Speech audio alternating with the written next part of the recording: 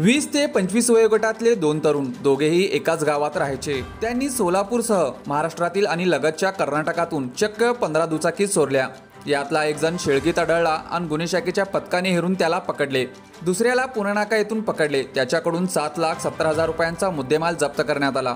कृष्णात उर्फ अण्णा महादेव डोंगरे वय 25 राहणार मंगरुळ तालुका तुळजापूर आणि शुभम भागवत सावंत वय 28 राहणार चिंचोली सध्या मंगरुळ तालुका तुळजापूर अशी अटक करण्यात आलेल्या दोघांची नावे आहेत। गुन्हे शाखेच्या पथकातील सहाय्यक पोलीस निरीक्षक शंकर महादेव यांचे पथक 15 जुलै रोजी शोध मोहीम राबवत होते। त्यांना एक संशयित तरुण चोरीची दुचाकी घेऊन शेळगी रोडवर उभा असल्याचे दिसला। त्याला हटकले असता त्याने आपले नाव कृष्णात उर्फ अण्णा महादेव डोंगरे असल्याचे सांगितले। तुळजापूर तालुक्यातील मंगरुळ येथील असून सदरची दुचाकी चोरीची असल्याची त्यांनी कबुली दिली। पोलिसी खाक्या दाखवताच त्याने सोलापूर शहर, लातूर, पुणे, इंदापूर, भिगवण, रत्नागिरी, बिदर येथून 12 मोटरसायकली चोरल्याची कबुली दिली। त्याला अटक करण्यात आली।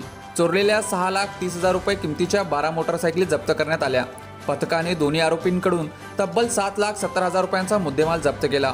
सदरची कामगिरी पोलीस आयुक्त यमराज कुमार, पोलीस उपायुक्त डॉक्टर अश्विनी पाटील, सहाय्यक पोलीस आयुक्त राजन माने, वरिष्ठ पोलीस निरीक्षक सुनील दोर्गे यांच्या मार्गदर्शनाखाली सहाय्यक पोलीस निरीक्षक शंकर धायगुडे व त्यांच्या तपास पथकातील पोलीस अंमलदार अंकुश भोसले, शैलेश बुगड, राजकुमार वाघमारे, अभिजित धायगुडे, काशीनाथ वाघे, सायबरचे अंमलदार प्रकाश गायकवाड, मच्छिंद्र राठोड यांनी केली। सोलापूर शहर पोलीस आयुक्तालयातील क्राईम ब्रांचकडून API शंकर धायगुडे आणि त्यांच्या तपास पथकाने आरोपी कृष्णात उर्फ अण्णा महादेव डोंगरे आणि शुभम भागवत सावंत यांना ताब्यात घेऊन चोरीचे एकूण 15 मोटरसायकली जप्त करून एकूण 7,70,000 किमतीचा मुद्देमाल हस्तगत केलेला आहे। हे आरोपी जे आहेत त्यांच्याकडून अधिक चौकशी चालू आहे आणि त्यांच्याकडून ह्या सगळ्या मोटरसायकली ज्या जप्त केलेल्या आहेत त्या संदर्भाने ज्या पोलीस स्टेशनला गुन्हे दाखल आहेत त्या पोलीस स्टेशनला कळवून त्यांच्याकडून आपण त्या आयोंना कळवून त्यांच्याकडून आरोपी ट्रान्सफर करून पुढचा तपास अजून करत आहोत।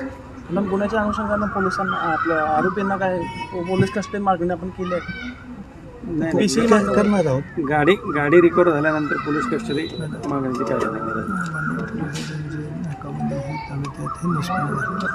शेतकऱ्यांना पण देखील एक आव्हान करा ग्रामीण भागातली जी अशी गाड्या घेतात शेतकऱ्यांनाही आमचं हेच आव्हान आहे की कोणी असं तुम्हाला सांगत असेल की कमी किमतीत आम्ही गाड्या देतो तर अशा प्रलोभनाला न बळी पडता आपण प्रॉपर कागदपत्र घेऊन किंवा प्रॉपर दुकानात जाऊनच बाईक्स खरेदी कराव्यात।